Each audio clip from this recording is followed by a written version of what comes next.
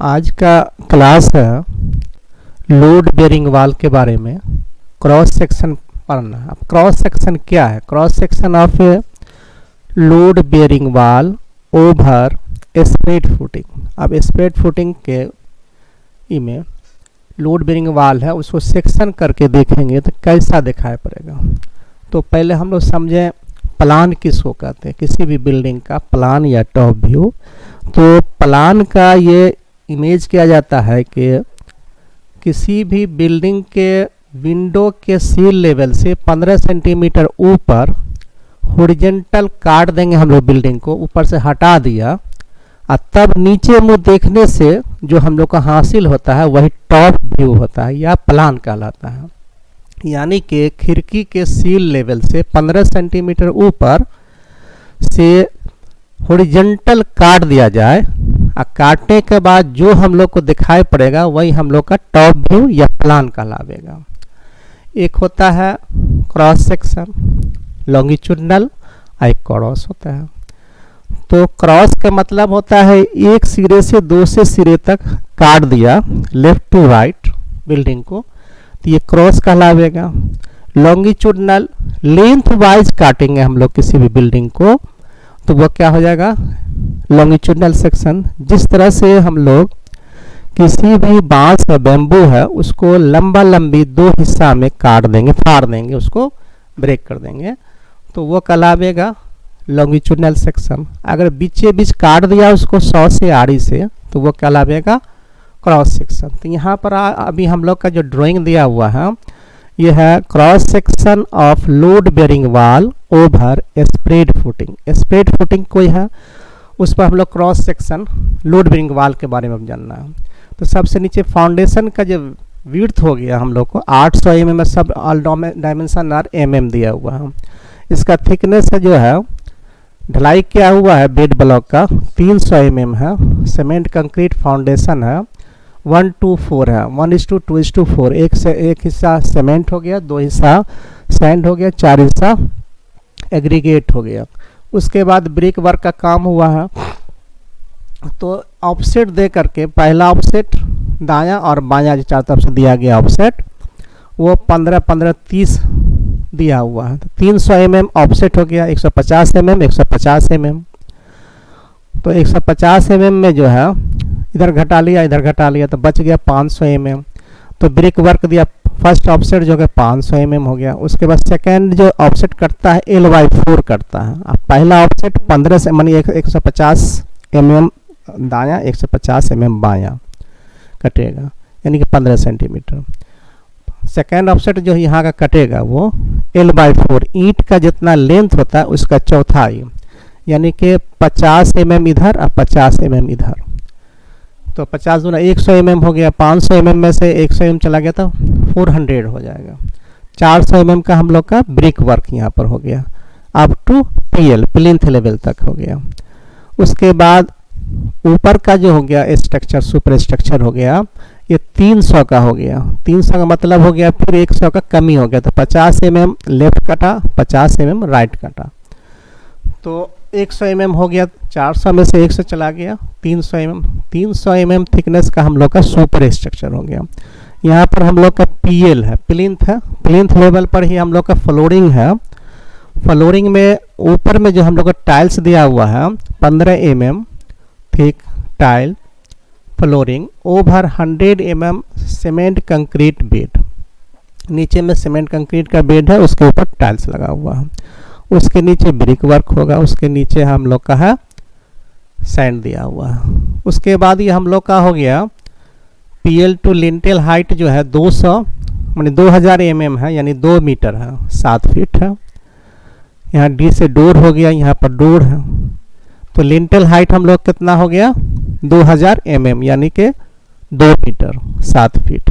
छज्जा निकला हुआ, सनसेट निकला हुआ, सन ब्रेकर है। छज्जा की चौड़ाई जो हो गया 600 mm है और थोड़ा स्लोप पर रहता है छज्जा, तो बाहर की ओर 50 है mm और दाएं साइड में 25 का फर्क कर दिया गया है। लिंटेल का थिकनेस जो है 150 mm, यानी कि 6 इंची, 6 इंची से कम नहीं लिंटेल का थिकनेस होना चाहिए। उसके बाद हम लोग का है फिर ब्रिक वर्क किया हुआ है, ब्रिक वर्क है। उसके बाद हो गया रूफ स्लैब हो गया। रूफ स्लैब जो है 120 mm यानी कि लगभग 5 इंची थिकनेस ऑफ स्लैब है, और उसके ऊपर में 20 mm थिक का वेदर कोट है, वेदर प्रूफिंग कोर्स दिया हुआ है। कितना का है? 20 mm का। अब ये इसलिए दिया जाता है कि मकान जो था टॉप गर्मी के दिन में गर्म होकर के नीचे क्या करता है कि मकान गर्म हो जाता है नीचे का रूम, तो उससे बचने के लिए ऊपर से आरसीसी के ऊपर से एक कोट दिया जाता है। उसी कोट को बोलते हैं वेदर प्रूफिंग कोट या वेदर कोट भी बोलते हैं। इसमें आमतौर से ब्रिक बेड्स होते हैं या ग्लास होते हैं, ग्लास ऊपर से या टाइल्स ऊपर से दे करके ढलाई कर दिए जाते हैं। उसमें डैम प्रूफ मटेरियल का भी इस्तेमाल किया जाता है, ताकि कभी कभी ज़्यादा कई घंटा तक बारिश होती है तो ऊपर का पानी नीचे नहीं आवे, लीक नहीं हो, या गर्मी के दिनों में या ठंडा के दिनों में मकान ठंडा ज़्यादा नहीं हो, गर्म ज़्यादा नहीं हो, तो उसी को हम लोग बोलते हैं वेदर प्रूफिंग कोट्स या वेदर कोट भी बोला जाता है। उसके ऊपर पारापेट हो गया। पारापेट का ऊंचाई कम से कम 75 से 85 सेंटीमीटर रखा जाता है। 750 mm है, 75 सेंटीमीटर है। और बाएं साइड में हम लोग का दिया हुआ है एक यहाँ ऑफसेट है, इसको कोपिंग बोलते हैं। एक्स्ट्रा जो ऊपर में थोड़ा निकाल देते हैं कि बारिश का पानी जो है दीवार पर न जा करके सीधा टपक जाए नीचे, तो उसी को हम लोग क्या बोलते हैं? कोपिंग बोलते हैं। यहाँ पर दिया हुआ है प्रोजेक्शन ऑफ कोपिंग 50 थिकनेस दिया हुआ है, अब 50 उसका चौड़ाई भी mm में है। ये हाइट ऑफ पैरापेट वाल है 750 mm है। इस तरह से ये हम लोग का हो गया cross section of a load bearing वाल। इसमें सब कंपोनेंट रहेगा। अब इसके बाद हम लोग को थोड़ा सा और भी जानकारी लेना चाहिए। फाउंडेशन किसको बोलेंगे? तो बिल्डिंग का वो हिस्सा जो जमीन के नीचे छुपे रहते हैं या गड़े हुए रहते हैं और पूरे स्ट्रक्चर यानी बिल्डिंग के लोड को सेफली जमीन पर ट्रांसफर करता है, क्या कहलाता है? फाउंडेशन कहलाता है। तो फाउंडेशन का हाइट हम लोग को यहाँ पर दिया गया है। कितना है हाइट है? 300, 400, 400, 4, 4, 800, 8, 11 मानी 1100 mm डेप्थ ऑफ फाउंडेशन लगभग हो गया। ये हुआ ग्राउंड लेवल GL। क्या हो गया ये? यहाँ GL है ग्राउंड लेवल। तो 1100 mm यानी कि 1 metre 10 centimetre depth of foundation हो गया। तो मेन जो बिल्डिंग को जो बियर करता है, फाउंडेशन करता है, फाउंडेशन का विड्थ होता है। यहाँ पर विड्थ कितना है? 800 है mm है, मानी 80 सेंटीमीटर है। तो डेप्थ ऑफ फाउंडेशन समझ में आ गया होगा। अब हम लोग का है GL से PL हाइट है। तो GL से PL हाइट नॉर्मल हम लोग रखते हैं। नॉर्मल बिल्डिंग का 30 सेंटीमीटर से कम नहीं होना चाहिए या 45 सेंटीमीटर से 60 सेंटीमीटर के बीच में रखते हैं। 45 सेंटीमीटर से कम नहीं होना चाहिए, है ना। 60 से ऊपर हो सकता है। ये डिपेंड करता है इलाका पर। कुछ इलाका जो होते हैं फ्लड इलाके होते हैं तो वहाँ का प्लिंथ का हाइट ज़्यादा पड़ते हैं। जहाँ कम पानी आते हैं मानी बरसात का या सैलाब का, तो वहाँ का प्लिंथ हाइट जो होता है कम ही दिया जाता है। तो ये हम लोग का है प्लिंथ हाइट जो हो गया हम लोग का लगभग 600 mm की में हो गया हाइट, मानी 2 फीट हो गया 60 सेंटीमीटर। 45 सेंटीमीटर से कम नहीं देना है। और हाइट जो है 45 से 90 सेंटीमीटर दिया जाता है। लेकिन ये डिपेंड करता है इलाका पर, डिपेंड करता है किस इलाका में फ्लड आता है, किस इलाका में नहीं आता है। जहाँ आता है तो वहाँ ज़्यादा दिया जाता है। तो PL से प्लिंथ लेवल हो गया। तो प्लिंथ हाइट जो है यही हो गया हम लोग का 600 mm हो गया, मतलब 60 सेंटीमीटर हो गया। तो आज हम लोग इसी के बारे में पढ़े हैं। फिर इसका हम लोग फिर से रिवाइज कर लेते हैं। अब एक इसमें है फाउंडेशन की चौड़ाई है।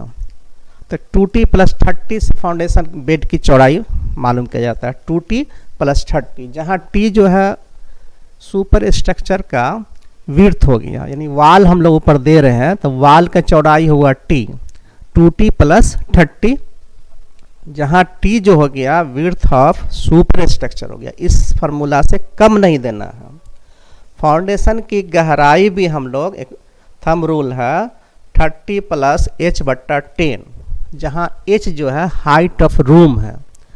अब जितना हाइट ऑफ रूम दिए हैं उस पर डिपेंड करता है फाउंडेशन की गहराई। तो इसका फार्मूला है 30, depth of foundation is equal to 30 plus h/10। क्या है 30 प्लस h/10, जहाँ h जो हो गया हाइट ऑफ रूम है। इस फार्मूला से, इस थंब रूल से हम लोग फाउंडेशन की गहराई निकाल सकते हैं। और फाउंडेशन की चौड़ाई जो है स्प्रेड फुटिंग के लिए 2t प्लस 30, जहाँ t हो गया विड्थ ऑफ सुपर स्ट्रक्चर, वाल की मोटाई। इस तरह से हम लोग धीरे धीरे निकाल सकते हैं। आज का क्लास इतना ही है। जो अब तक अभी सब्सक्राइब नहीं किए हैं वो सब्सक्राइब कर लें, ताकि जो भी हम वीडियो यहाँ डालेंगे वो आप तक पहुँचता रहेगा। थैंक्स।